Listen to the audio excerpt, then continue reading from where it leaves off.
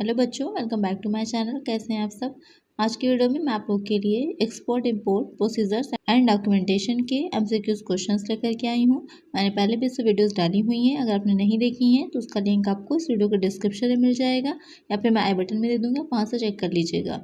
इसके अलावा और भी सब्जेक्ट जैसे कॉस्ट अकाउंटिंग है, फॉरेन ट्रेड ऑफ इंडिया है, फाइनेंशियल अकाउंटिंग है और भी बहुत से सब्जेक्ट पर आपको मेरे चैनल पर एमसीक्यूज वीडियो मिल जाएंगी। इसके अलावा और किसी सब्जेक्ट पर आप एमसीक्यूज वीडियो चाहते हैं तो सब्जेक्ट का नेम मुझे कमेंट करिएगा। चैनल पर नए हो तो जल्दी से सब्सक्राइब कर लीजिए, नोटिफिकेशन बेल को जरूर ऑन करिएगा और वीडियो अच्छी लगे तो लाइक करिएगा। आइए शुरू करते हैं। इससे पहले की वीडियो में 40 तक क्वेश्चन हो गए थे। 41 क्वेश्चन लेते हैं। ये क्वेश्चन मैंने आप लोगों से लास्ट वीडियो में पूछा था कि इसका आंसर आप लोग बताइए। कुछ बच्चों ने इसका सही आंसर बताया है, तो इसका करेक्ट आंसर किया है airway. Airway bill airline company द्वारा जारी किया गया एक प्रमाण है जो परिवहन के अनुबंध के लिए माल के शीर्षक को इंगित करता है। तो यहाँ पर करेक्ट आंसर हो जाएगा ऑप्शन ए। नेक्स्ट क्वेश्चन है, डीजीएफटी का मुख्यालय कहाँ स्थित है? Where the headquarters of DGFT is situated? Mumbai, Ahmedabad, new Delhi, Kanpur. तो इसका मुख्यालय कहाँ है? वो हो जाएगा न्यू दिल्ली में, नई दिल्ली में। तो करेक्ट आंसर हो जाएगा ऑप्शन सी। नेक्स्ट क्वेश्चन है, ईपीसीजी योजना के तहत पूंजीगत वस्तुओं का आयात किसके अधीन है? Import of capital goods under EPCG scheme is subject to terms and conditions of agreement, conditions of law of exporting country, actual user condition, conditions of law of importing country. तो यहाँ पर जो ईपीसीजी, पहले समझ लेते हैं कि EPCG क्या है। तो इसकी फुल फॉर्म हो जाएगी export promotion capital goods scheme.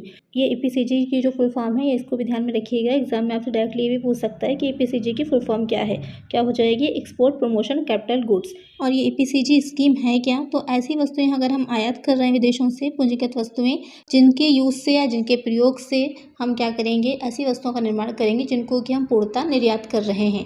यानी कि एक्सपोर्ट करने के ही उद्देश्य से कुछ सामान को विदेशों से आयात करना, जिससे कि या मशीनरी है, जैसे कि कोई मशीनरी हम विदेश से आयात कर रहे हैं, इंपोर्ट कर रहे हैं, जिससे कि हम वस्तुएं बनाएंगे और उसको वापस एक्सपोर्ट करेंगे उन वस्तुओं को। या तो कुछ ऐसा हम रॉ मटेरियल मंगा रहे हैं, पूंजीगत वस्तुएं ऐसी मंगा रहे हैं जिनको यूज से हम कुछ और उसमें वस्तु में ऐड करेंगे या उस पर कुछ कार्य करने के बाद उनका थोड़ा सा चेंजेस हो जाएंगे, उसके बाद वापस से हम उसे एक्सपोर्ट कर देंगे, बेचेंगे। तो अगर ऐसी वस्तुएं हम मंगाते हैं तो वहाँ पर हमें कस्टम ड्यूटी में क्या होगा, छूट मिलती है या तो कस्टम ड्यूटी नहीं ली जाती है। तो ये है हमारी ईपीसीजी स्कीम। ऐसा क्यों किया गया है? क्योंकि जिससे ज़्यादा से ज़्यादा एक्सपोर्टर जो है वो प्रोत्साहित हो सकें। तो अब आपका ये क्वेश्चन जो कह रहा है कि किसके अधीन है, तो वो हो जाता है एक्चुअल यूजर कंडीशंस के अधीन। तो करेक्ट आंसर यहाँ पर हो जाएगा ऑप्शन सी। नेक्स्ट क्वेश्चन है, निर्यात आय की वसूली की जाएगी। The export proceed shall be realised in any foreign currency, non convertible currency, convertible currency, home currency only. तो आपको पूछ रहा है आपसे कि जो एक्सपोर्ट किया जा रहा है उसके बदले में जो भी हमें इनकम हो रही है, आय हो रही है, वो कैसे वसूल की जाती है? किसी भी विदेशी मुद्रा में, गैर परिवर्तनीय मुद्रा में, परिवर्तनीय मुद्रा में या फिर केवल घरेलू मुद्रा में। तो वो की जाती है कन्वर्टेबल करेंसी में। कन्वर्टेबल करेंसी क्या होती है? एक ऐसी करेंसी होती है जिसे इजिली बाई किया जा सकता है या सेल किया जा सकता है फॉरेन एक्सचेंज मार्केट में। अच्छा, जो कन्वर्टेबल करेंसी के आपके एग्जांपल होंगे वो हो जाएंगे यूएस डॉलर है, यूरो है, जापानीज येन है, ब्रिटिश पाउंड है, ये सब हो जाते हैं। तो यहाँ पर करेक्ट आंसर हो जाएगा ऑप्शन सी। नेक्स्ट क्वेश्चन है, डैश एक देश द्वारा अपने निर्यात और आयात के संदर्भ में अपनाए गए नीतिगत उपायों को संदर्भित करती है। Dash refers to the policy measures adopted by a country with references to its exports and imports. EXIM policy, economic policy, physical policy, monetary policy.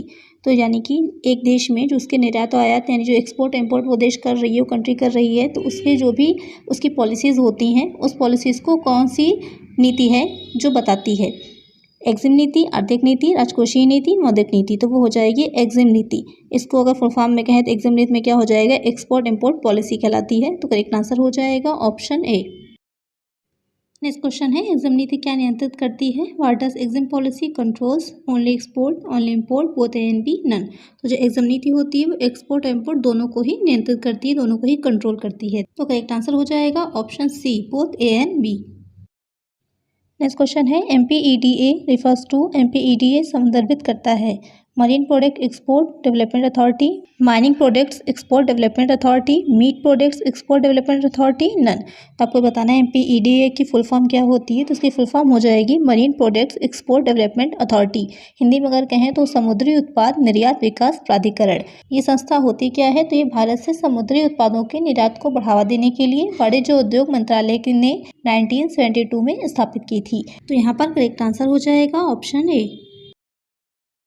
Next question है ड्यूटी ड्रॉबैक किसके लिए उपलब्ध है। Duty drawback is available for import duty on imported components, central excise on indigenous components, import duty and central excise on indigenous component, import duty central excise and VAT. तो duty drawback होता क्या है पहले समझ लेते हैं। Duty drawback क्या होता है, जब हम ऐसी वस्तुओं का निर्यात कर रहे होते हैं जिसको बनाने में हमने जो रॉ मटेरियल है, जो इनपुट्स हैं, वो दूसरे देशों से क्या किए हैं, आयात किए हैं, इंपोर्ट किए हैं, उस पर हमने क्या किया है, कस्टम ड्यूटी दी है, उस पर हमने सीमा शुल्क दिया है। तो जब उन वस्तुओं का, ऐसी वस्तुओं को बना करके हम जब उसका निर्यात कर रहे होते हैं तो वहाँ पर क्या होता है, सीमा शुल्क में छूट दी जाती है, वही आपका हो जाता है ड्यूटी ड्रॉबैक। तो अब ये किसके लिए उपलब्ध है, तो ये स्वदेशी घटकों पर आयात शुल्क और केंद्रीय उत्पाद शुल्क, import duty and central excise on indigenous components. तो करेक्ट आंसर हो जाएगा ऑप्शन सी। नेक्स्ट क्वेश्चन है what is the full form of the DEPB। आपको बताना है कि DEPB की फुल फॉर्म क्या है। Developmental enterprise promotion board, duty entitlement passbook, duty enforcement and promotion board, development export and procurement bureau. तो आपको बताना है DEPB की फुल फॉर्म क्या है। तो फुल फॉर्म हो जाएगी ड्यूटी इंटाइटलमेंट पासबुक। तो करेक्ट आंसर हो जाएगा ऑप्शन बी। DEPB होता क्या है, ये आपकी एक्सपोर्ट इंसेंटिव स्कीम है। नेक्स्ट क्वेश्चन है आयात कार्गो की सीमा शुल्क निकासी के लिए एक आवेदन है। An application of customs clearance of import cargo is bill of lading, bill of exchange, shipping bill, bill of entry. तो यहाँ पर क्वेश्चन पूछ रहा है जो आयात कार्गो के सीमा शुल्क निकासी के लिए एक आवेदन है, लदान का बिल, विनिमय बिल, शिपिंग बिल या फिर बिल ऑफ एंट्री। तो वो हो जाएगा बिल ऑफ एंट्री। ये क्या होता है, एक कानूनी दस्तावेज होता है, प्रलेख होगा, जो आयातित माल के आने पर क्या होगा, आयातक या सीमा शुल्क निकासी एजेंट जो होता है इसको दिखाता है। तो यहाँ पर करेक्ट आंसर हो जाएगा ऑप्शन डी। नेक्स्ट क्वेश्चन है डैश देश का प्रमुख संगठन है जो निर्यातकों, बैंकों आदि को ऋण जोखिम बीमा सुरक्षा प्रदान करता है। The dash is the premier organisation in the country which offers credit risk insurance cover to exporters, banks etc। Duty drawback scheme, focus product scheme, ECGC, none. तो क्वेश्चन आपसे पूछ रहा है कि वो संगठन कौन सा है जो एक्सपोर्टर्स को, बैंक्स को क्या करता है, ऋण जोखिम बीमा सुरक्षा प्रदान करता है। शुल्क वापसी योजना, फोकस उत्पादन योजना, ECGC, इनमें से कोई नहीं। तो आप लोग इसका आंसर मुझे कमेंट करिएगा। मैं नेक्स्ट वीडियो में बताऊंगी कि इसका करेक्ट आंसर क्या है। आज की वीडियो में इतना ही, मिलते हैं नेक्स्ट वीडियो में कुछ और नए क्वेश्चंस के साथ। अगर वीडियो अच्छी लगी हो तो लाइक करिएगा, चैनल पे नए हो तो सब्सक्राइब करिएगा, नोटिफिकेशन बेल को जरूर ऑन करिएगा, जिससे जो भी वीडियो मैं डालूँ उसका नोटिफिकेशन आपको मिल जाए। ज़्यादा से ज़्यादा फ्रेंड्स के साथ शेयर करिएगा। Thank you.